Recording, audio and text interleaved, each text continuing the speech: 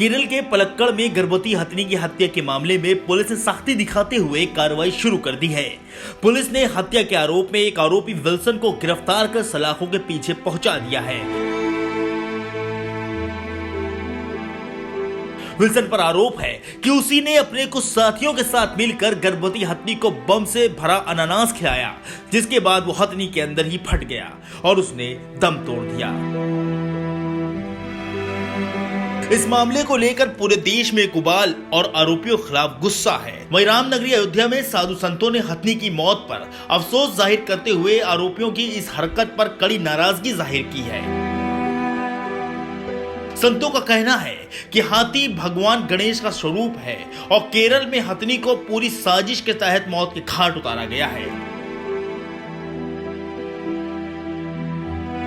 वहीं अयोध्या के राम के पैड़ी में रामा दल ने केरल सरकार के खिलाफ हवन किया। यह घिशाला पर हथिनी से जुड़े हुए कई स्लोगन को दीवारों पर चस्पा भी किया गया। रामदल ट्रस्ट के अध्यक्ष पंडित कल्की राम ने केरल सरकार से इस्तीफे की मांग की है। केरल में एक गर्भवती हथिनी की जानबूझकर हत्या की गई है और उस पर अभी तक केरल सरकार ने कोई एक्शन नहीं लिया है। मानवता के शत्रुओं को श्रीमन नारायण सद्बुद्धि दें और केरल सरकार इस्तीफा दे।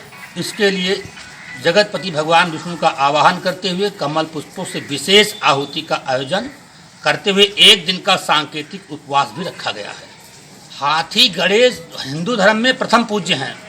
हम जिस हाथी के सूंड की पूजा करते हैं, जानबूझकर उसी हाथी के सूंड में बम रख के उसको मारा गया है। ये एक बहुत गहरा षड्यंत्र है सनातन समाज के विरुद्ध। वहीं श्री राम जन्मभूमि के मुख्य पुजारी आचार्य सत्येंद्र दास ने भी केरल सरकार से हथिनी के कातिलों के खिलाफ कड़ी कार्रवाई की मांग की और साथ ही उन्होंने केरल सरकार से मांग की है कि इस तरह की कोई भी हरकत राज्य में दोबारा न हो। एक केरल में एक हथिनी की दर्दनाक हत्या किया गया है, वह बहुत ही दुखदाई है, क्योंकि हाथी का जो स्वरूप है वो गणेश जी का स्वरूप है। हमारे शुभ कामों में गणेश जी की पूजा होती है, हाथी की पूजा होती है। तो हाथी के हत्या जो हथिनी की हुई है वह केरल सरकार के लिए बड़ा शर्मनाक की बात है और उसको मारा गया है, जिस रूप में मारा गया है वह भी बहुत खतरनाक है। अनानास के बीच में बम रख करके और उसको खिलाया गया और जब वो पेट में गया तो दब गया, उसके बाद में उसकी मृत्यु हो गई। और इस पर तुरंत कार्यवाही होना चाहिए। जिन लोगों ने ऐसी कृत्य किया है उसको सजा होना चाहिए। और साथ ही साथ चूँकि ये केरल सरकार के क्षेत्र में हुआ है, जिस क्षेत्र में होता है उस सरकार की जिम्मेदारी होती है। केरल सरकार की जिम्मेदारी है कि इस घटना को वह तत्काल जो अपराधी हैं उनको दंड दें और साथ ही साथ इस कृत्य के लिए स्वयं माफ़ी मांगें।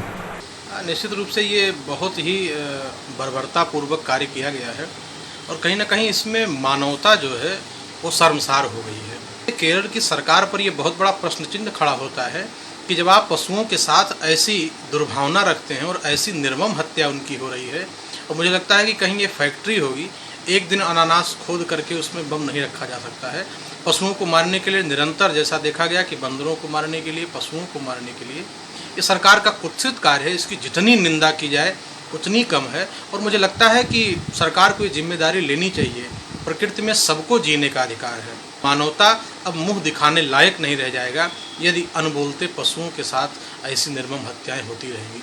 तो मैं चाहता हूं केंद्र सरकार से कि इसको जिम्मेदारी पूर्वक इस पर कदम उठाएं और दंडितों को सजा दें, जिससे फिर ऐसी निर्मम हत्या इन पशुओं की न हो सके।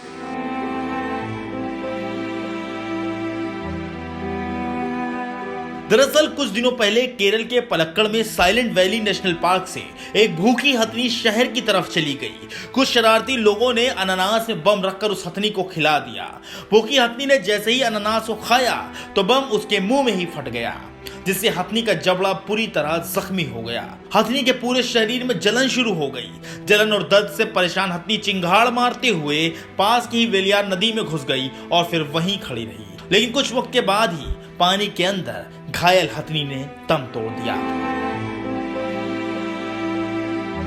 इतना ही नहीं, हथनी के गर्भ में पल रहा बच्चा भी मर गया।